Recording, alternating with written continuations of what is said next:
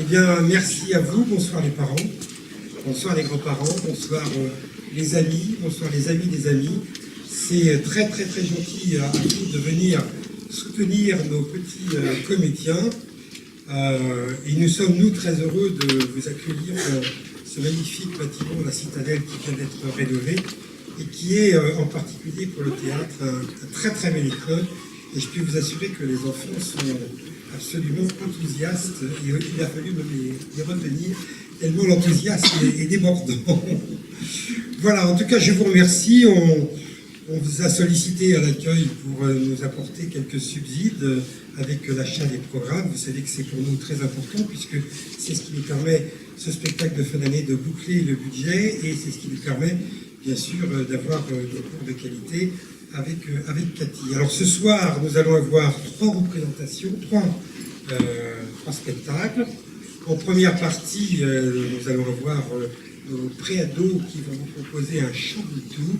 Je vous laisse déguster le chamboultou. Nous aurons un petit entracte d'environ une demi-heure, 3/4 d'heure, pendant laquelle, et là toujours subside oblige, on va vous proposer des boissons et des gâteaux que les parents ont préparés bénévolement et pour faire quelques subsides à l'association. Donc surtout, vous ne privez pas. Venez, je ne dirais pas vous empiffrer, mais venez déguster ces magnifiques gâteaux. Il y en a pour tous les goûts, il y a du salé, il y a du sucré, il y a des boissons. Et ça aussi, ça fait partie des choses dont nous avons besoin pour boucler le budget chaque année. Donc je compte sur vous pour votre générosité et je vous en remercie par avance. Alors maintenant, place au spectacle, place au bonheur, surtout les applaudissements, eh bien, je sais que vous allez les multiplier au centuple, donc ça va être un grand moment pour tout le monde. Bonne soirée à tous et surtout, n'oubliez pas, je vous en supplie, d'éteindre vos portables. Merci d'avance pour nos enfants. Et ça, c'est quelque chose qu'on oublie très souvent. Il y a tout le temps quelqu'un qui, dans un coin, a laissé la machine allumée. Donc, vous l'éteignez, vous la mettez en sourdine et ce sera parfait. Merci d'avance. Bonne soirée.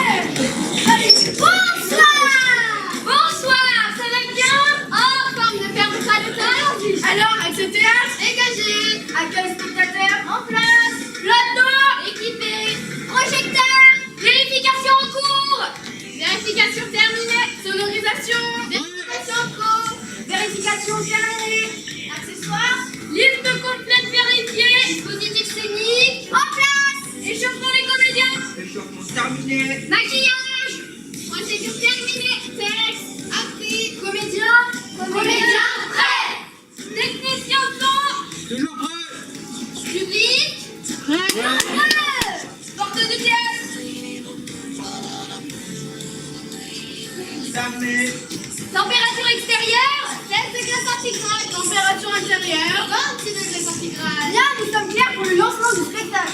Dégagez les entrées en coulisses. Tous les moyens verts. Nous sommes partis.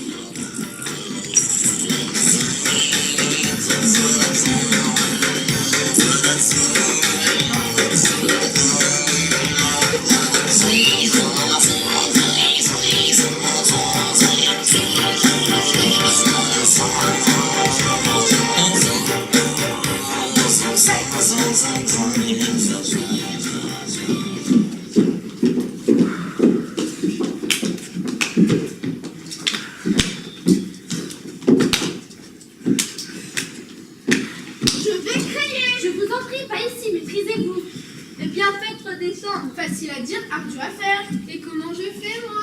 Vous êtes plus âgé, c'est normal. L'âge n'a rien à voir à l'affaire. Si, plus on est vieux, moins on crie. C'est faux, absolument faux. Non, monsieur a raison. Tout à fait, monsieur a tout à fait raison. Quand j'étais jeune, je criais moins. Plus on est vieux, plus on crie. Là est le vrai. Alors à quoi ça sert de crier si on ne s'entend pas? Vous allez la fermer, oui? Madame a raison, vous devriez la fermer. Je veux dire, je voudrais vous y voir. Eh bien, j'y suis, eh bien, nous y sommes. Les gens, plus ils crient fort, plus ils sont sourds. Excusez-moi, mais c'est le contraire. Plus ils sont sourds, plus ils crient fort. Vous allez la fermer, oui. Oui, fermez-la. Bouclez-la, vous aussi. En tout cas, moi, s'il n'arrive pas, je crie. C'est intenable, ça fait des heures qu'on attend. C'est un scandale. Rien ne marche, rien ne fonctionne. Ou alors fonctionne à l'envers. On se demande à quoi ça sert. Le produit sert à donner envie de crier. Il a peut-être une panne ou un accident. D'habitude, on n'attend pas si longtemps. D'habitude, il n'y a plus d'habitude. Tout change tout le temps. C'est intenable. Où va-t-on? On n'a plus le temps de s'habituer. Les autobus n'ont jamais de panne et jamais d'accident, c'est statistique. Qu'est-ce que ça peut vous faire de savoir depuis combien de temps on est là puisqu'on est là? Depuis combien de temps on attend puisqu'on attend? À quoi ça sert? Moi, au bout d'un certain temps, je craque. Et quand je craque, je crie craque. Moi, c'est le contraire. Quand je crie, je craque. Craque. Ça y est, c'est un mot. Si cet autobus n'arrive pas dans les 10 minutes qui suivent, je crie. Ça me prend aussi, j'ai quelque chose qui monte. Je crois que je vais crier. Moi aussi, ça monte, ça monte. Je sens que ça vient moi aussi. Si vous criez, je crie aussi. Vous allez la fermer, oui. Et vous, vous n'avez rien qui monte? Moi aussi, j'ai quelque chose qui monte. Mais je ne pense pas, je pense à l'attendre. Je vais crier, attention, je vais crier. Je crie, je crie. Mais taisez-vous. Retenez-vous. Maîtrisez-vous. Attention. Suite à un mouvement de grève dans toute l'agglomération, le bus aura 24 heures de retard et comptons sur votre compréhension et votre patience.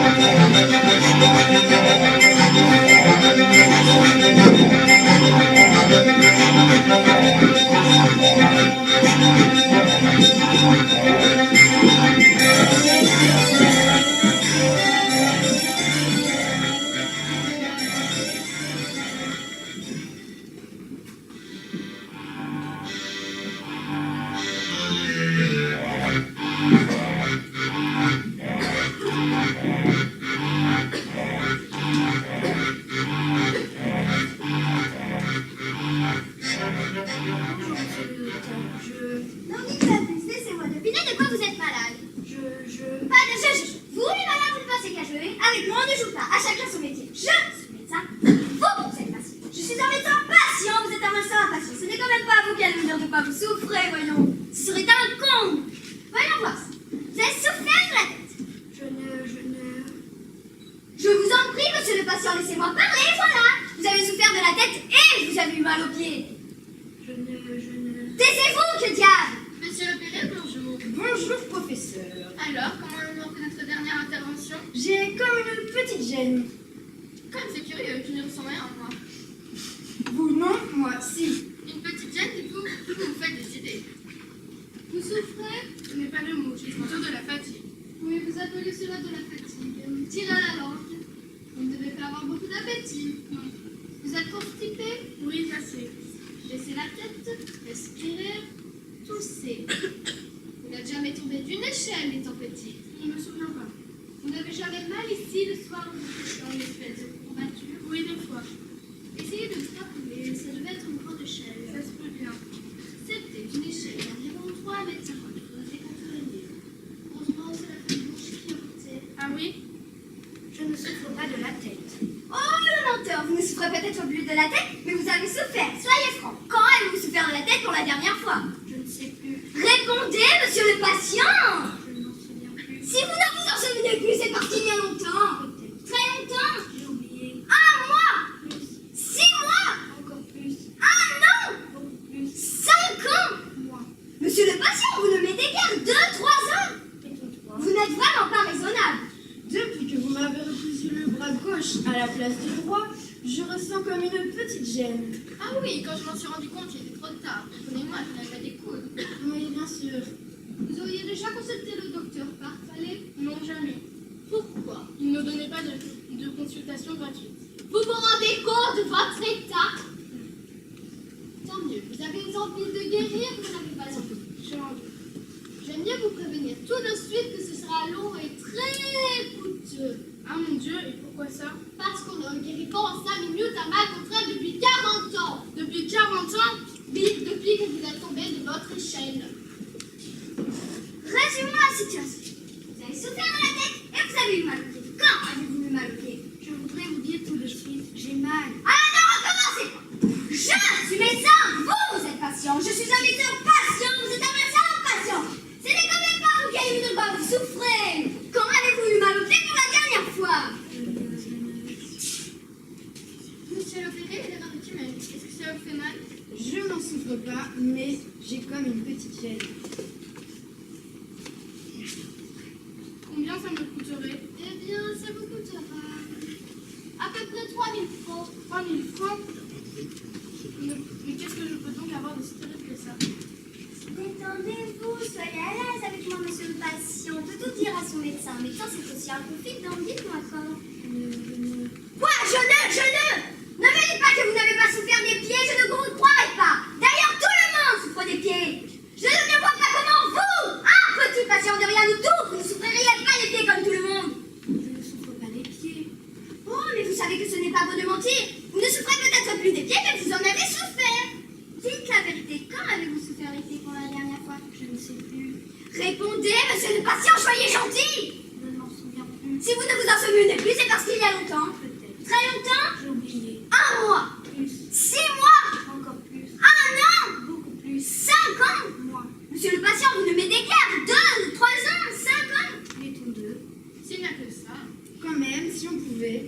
Écoutez, l'entendre de la couture est propre et nette. Apparemment, il n'y a pas de phénomène de rejet. Si vous voulez mon avis, à votre place, je laisserai. Vous croyez. Néanmoins, j'ai comme une petite gêne. Vous allez vite, vous allez vous y habituer. Puis, il vous reste combien de temps à vivre? 40 à 50 ans, tout de plus. Dans 50 ans, croyez-moi, vous n'y penserez plus. Vous savez. Oh là là, j'ai bien eu du malheur de tomber de cette échelle. Vous ne pourriez pas essayer de me guérir, mon cher? Ce que je peux vous proposer, c'est de vous mettre en observation. Comme vous voudrez. Bien, vous allez rentrer chez vous. Vous êtes venus en voiture. Non, à pied. Vous n'êtes vraiment pas raisonnable. Je ne savais pas. Comment voulez-vous que je sache si vous ne savez pas? Eh bien, vous voulez que je vous dise? Vous vous négligez. Laissez-moi la situation. Vous avez souffert de la tête, vous avez eu mal au pied et vous avez eu de nausées. Quand c'est noté? Je voudrais vous dire tout de suite. J'ai mal. Ah, c'est trop fort. Ne répondez que si on vous interroge. C'est clair? Je suis médecin, vous êtes patient. Je suis un médecin patient, vous êtes un médecin impatient. Ce n'est quand même pas vous qui allez me dire de quoi vous souffrez. Je vous demande quand vous les avez eu ces nausées. Bon, écoutez, monsieur. Si vous ne voulez pas répondre à mes questions, si vous ne voulez pas vous soigner, désolé, mais j'ai d'autres patients à voir et à soigner. Au revoir, monsieur le patient. Mais j'ai mal. Au revoir, et revenez quand vous serez décidé de me soigner. J'ai comme une petite gêne. Vous ne serez pas en éternel angoissé, vous? Un petit peu. C'est bien ce que je pense.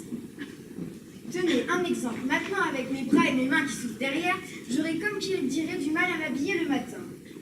Mais vous n'avez qu'à mettre le devant derrière. Et pour prendre un verre, c'est aussi la galère, vu que je n'y vois rien. Buvez-moi. Pour manger, ce n'est pas facile non plus. Évitez la purée, la soupe et les petits pois. Et dans la rue, il faut voir, c'est que les gens ils veulent plus me serrer la main. Dites-leur bonjour demain. Et pour écrire, ce n'est pas facile non plus.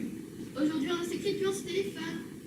En attendant, Oui, ne vous inquiétez pas, vous allez vite vous y habituer. Et vos jambes, ça va vos jambes? c'est pareil, depuis que vous les avez opérés et que mes pieds regardent derrière et non devant, ce n'est pas facile non plus. Ah oui, dans la vie de rien peut être parfait. En revanche, monsieur le Péré, bien bonjour à madame. Pour ma femme, c'est pareil, depuis que vous l'avez opéré, d'avoir un sang dans le dos, ce n'est pas très facile. Ah oui, les gens sont médisants, que voulez-vous revoir? Oh là là, j'ai bien eu malheur de tomber dans ce piège. Vous vous coucherez en attendant. Fermez les volets et les rideaux. Défendez qu'on vous parle. Aucune alimentation solide pendant une semaine. À la fin de la semaine, nous verrons comment vous vous sentez. Si votre force et votre gaieté sont revenues, c'est que le mal est moins sérieux que ne pouvez le croire. Si au contraire vous éprouvez une faiblesse générale, nous serons obligés de commencer le traitement.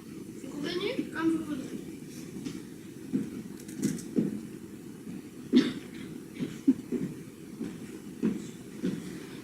Au suivant! Tu te déplaces, tu cours, tu cries, tu braves. Ici, c'est moi qui ai le professeur. Tu es le...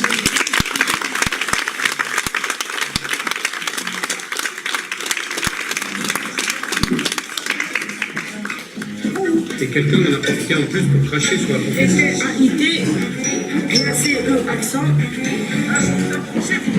m'interpellez pas. Est-ce que c'est primitif singulier? Comprendre le problème, comment? Maman, dès que c'est reparti à l'école, je vais tout tuer. Vous allez voir. Viens faire quoi l'école?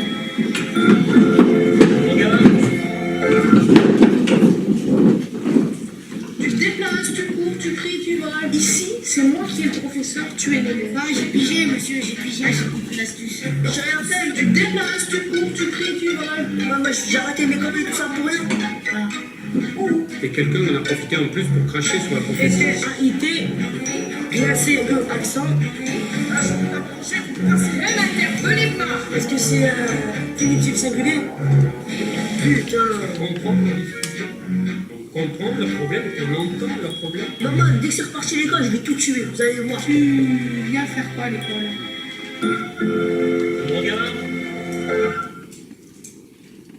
Tu te déplaces, tu cours, tu cries, tu braves. Ici, c'est moi qui ai le professeur. Tu es l'élève. Ah, j'ai pigé, monsieur, j'ai pigé. J'ai compris l'astuce. J'ai rien fait. Tu te déplaces, tu cours, tu cries, tu braves. Moi, j'ai arrêté mes conneries, tout ça pour rien.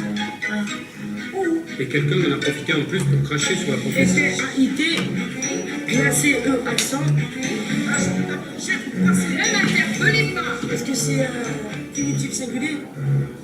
Putain.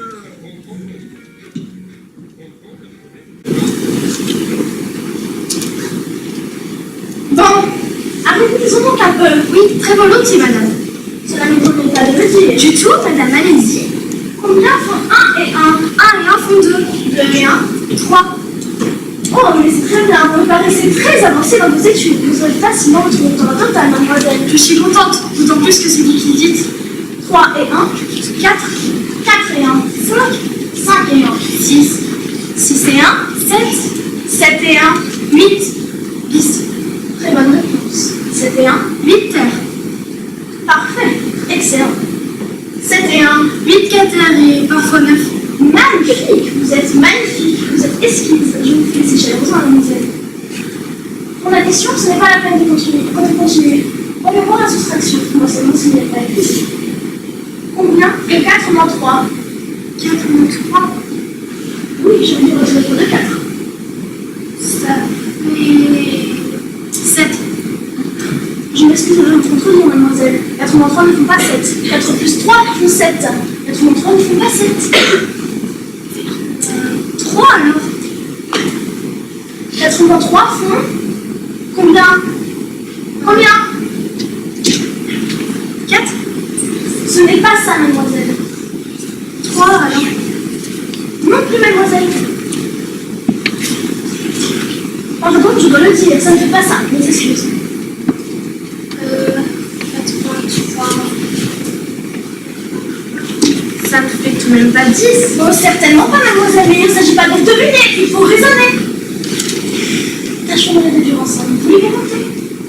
1, 2, 3, 4. Vous savez compter? Oui. Jusqu'à combien savez-vous compter? Je puis compter à l'infini. Cela n'est pas possible, mademoiselle. Alors, mettons jusqu'à 16. Cela est mieux. Il faut savoir se limiter. Comptez donc, je vous en prie. 1, 2, puis après 2, 3, 4. Arrêtez-vous, mademoiselle. Prenons des exemples plus simples. Supposons, voici 3 allumettes. Vous voyez, elles sont bien 3. J'en ajoute une, ça fait 4. J'en retire une. Combien me reste-t-il d'allumettes? Je ne sais pas. Voyons, réfléchissez, mademoiselle.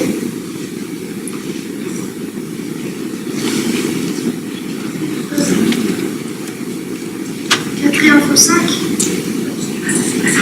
Ce n'est pas ça, mademoiselle, ce n'est pas ça du tout. Vous avez toujours tendance à additionner, il faut aussi soustraire. Il ne faut pas uniquement intégrer, il faut aussi désintégrer. C'est ça la vie, c'est ça la philosophie, c'est